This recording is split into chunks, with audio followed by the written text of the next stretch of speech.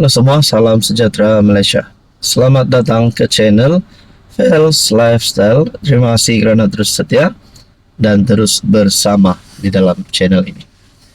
Ini adalah satu kejutan bagi kepimpinan kerajaan, terutamanya kepimpinan UMNO. Saudara-saudara yang saya hormati, PAS dan UMNO pernah dibawa satu kerjasama di dalam muafakat nasional. Ada yang tertanya-tanya, adakah MN akan dihidupkan kembali? Ataupun pendek kata, adakah UMNO dan PAS boleh bergabung semula? Kalau saya tak silap, Presiden UMNO Zahid Hamidi pernah membuat kenyataan bersedia untuk bergabung dengan PAS, tetapi bukan presidennya Hadi Awang. Tidak mau Hadi Awang jadi presiden. Tapi Zahid ada menyatakan kesediaannya. Jadi tuan-tuan dan puan yang saya hormati, saudara-saudara, adakah PAS dan UMNO sebenarnya boleh bekerja sama semula? Adakah hari ini PAS di dalam blok pembangkang manakala UMNO di dalam blok kerajaan masih mempunyai harapan untuk bersama-sama? Tidak tahulah bersama di dalam blok pembangkang ataupun sebaliknya bersama di dalam blok kerajaan. Nah, tuan-tuan dan puan, dalam satu artikel, PAS kurang serang UMNO kerana masih ingin bersama, dakwa penganalisis. Kalau benar PAS masih mahu bersama dengan UMNO, adakah dengan ini PAS akan keluar daripada PN? Ahli Parlimen PAS akan keluar daripada PN dan menyokong UMNO masuk dalam UMNO ataupun pendek kata masuk di dalam kerajaan perpaduan hari ini.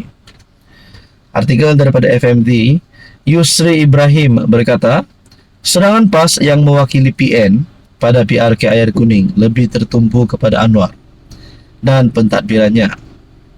Seorang penganalisis politik mendakwa, PAS dilihat kurang menyerang UMNO pada kempen PRK Air Kuning. Disebabkannya tidak berhasrat membakar sepenuhnya kerjasama dijalin sebelum ini. PAS mewakili PN pada PRN pada pilihan raya 26 April itu, manakala UMNO di bawah tiket BN disokong parti komponen kerajaan diketuai PH. Yusri Ibrahim dari Universiti Malaysia Terengganu berkata, keadaan itu mungkin disebabkan PAS masih mahu kembali bekerja sama dengan UMNO atas pelbagai faktor, terutamanya dalam berdepan PRU16 seperti disuarakan beberapa pimpinannya. Kalau persediaan untuk menghadapi PRU16 nanti PAS mahu bersama dengan UMNO, adakah PAS dan UMNO akan membentuk kerjasama baru? Kerjasama baru dengan kedua-duanya keluar daripada kerajaan dan pembangkang, lalu membentuk kerjasama baru untuk berdepan PRU16 nanti. Itu menjadi persoalannya. Kita nantikan saja apa yang akan berlaku. Ini satu berita yang mendukacitakan kepimpinan Perikatan Nasional, terutamanya Muhyiddin sebagai pengurus CPN, kepada Azmin Ali yang pernah dilabel sebagai pengkhianat kepada mana-mana bos besar PN. Tuan-tuan dan puan yang saya hormati, selamat datang ke channel Fels Lifestyle. Ini satu kejutan buruk untuk kepimpinan PN dan untuk penyokong Perikatan Nasional. Saya melihat dalam sebuah tulisan ataupun lebih kepada pertanyaan, PN ni sudah hilang plot kah? PN dah hilang plot. Seorang pengamat politik dakwa gabungan itu duduk di alam khayalan dan percaya mereka sedang berjaya. Momentumnya beransur-ansur meningkat selepas 5 hari tempo berkempen PRK Air Kuning pada 26 April. Sambil Perikatan Nasional mula melaungkan keyakinan mampu menarik pengundi bukan Melayu, BN pula dilihat lebih terkehadapan dalam meraih kepercayaan pemilih.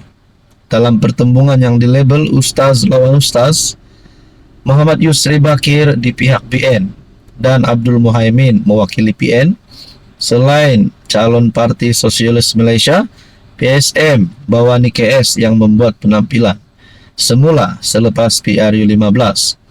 Seorang pengamat politik awal-awal lagi menelah kemenangan calon BN dengan majoriti sekurang-kurangnya 4 kali lipat berbanding 3 tahun lalu. Sudah tentu Setiausaha Agung PN Azmin Ali enggan memperakuinya dengan alasan pengundi kaum Cina 21,99%, India 14,3%.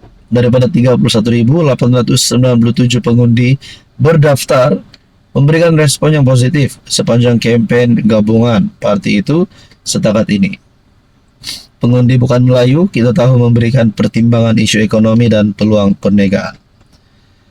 Penganalisis politik dari Universiti Teknologi Malaysia, Mazlan Ali, lebih cenderung melihat kepada kekuatan jentera pilihan raya BN yang membolehkan Yusri mudah dimobilisasikan kepada pengundi sebagai memberi kelebihan kepada calon kerajaan itu.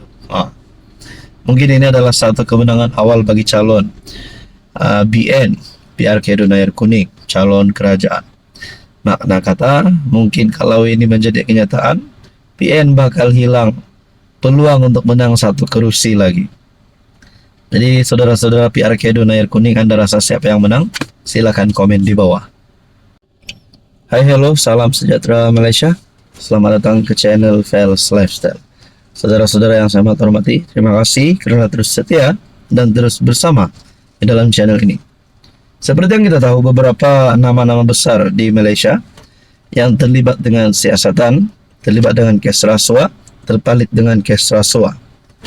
Antara nama-nama besar yang kita boleh kata sebagai public figure, lebih-lebih lagi yang menjadi ahli parlimen, YB, Datu, siapa sajalah yang mempunyai satu, ya kita boleh cakap public figure lah. Antara yang menjadi sebutan ramai adalah nama Syed Saddiq. Beliau adalah salah satu pemimpin yang disegani ramai. Nah, berkaitan dengan kes yang terpalit melibatkan nama Syed Saddiq, satu keputusan ataupun satu berita daripada My Metro, Syed Saddiq arah clearkan RM 1 juta, elak wang disita SPRM menurut pendakwaan. Nah, pertanyaannya adalah, kalau benar Syed Saddiq ni kotor, terlibat dengan rasuah, adakah akan ada serbuan berlaku? Adakah akan ada penemuan wang bertimbun-timbun lagi? Saya agak risau sebenarnya. Tapi saudara-saudara, kita harap keputusan yang adil akan dibuat. Tindakan ahli parlimen Muar, Syed Saddiq, mengarahkan bekas penolong bendahari Armada Bersatu clearkan wang RM 1 juta bagi mengelak wang itu disita SPRM adalah tidak jujur.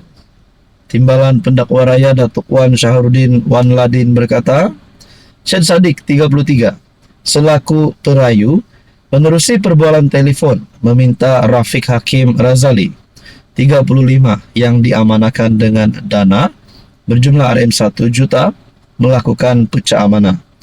Menurutnya ada keterangan menunjukkan perayu mengarahkan Rafiq yang juga saksi pendakwaan ke-13 mengeluarkan RM 1 juta pada 6 Mac 2020.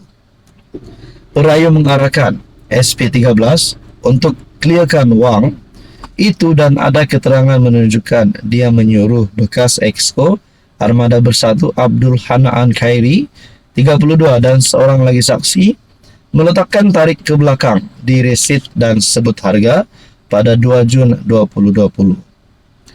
Nah, saudara-saudara, menerusi perbualan telefon, perayu juga meminta SP13 untuk clearkan wang yang disimpan dalam akaun bank itu, parti itu, kerana khawatir wang itu akan disita oleh SPRM. Nah, berkaitan dengan keputusan ini, keputusan mahkamah yang diumumkan bagi pertuduhan pertama, Syed Saddiq didakwa bersebahat dengan penolong bendahari Armada ketika itu Rafiq Hakim Razali yang diamanahkan dana Armada berjumlah RM 1 juta untuk melakukan pecah amanah dengan menyalahgunakan dana itu di CIMB Bank Berhad, Menara CIMB KL Central Jalan Sentral 2 pada 6 Mac 2020. Nah, saudara-saudara, bagi saya kalau Syed Saddiq terlibat dengan salah laku ini, adakah beliau akan ditangkap masuk penjara seperti yang kita sudah dengar sebelum ini? Nah, untuk kita nantikan saja. Semoga semuanya akan dalam keadaan yang baik.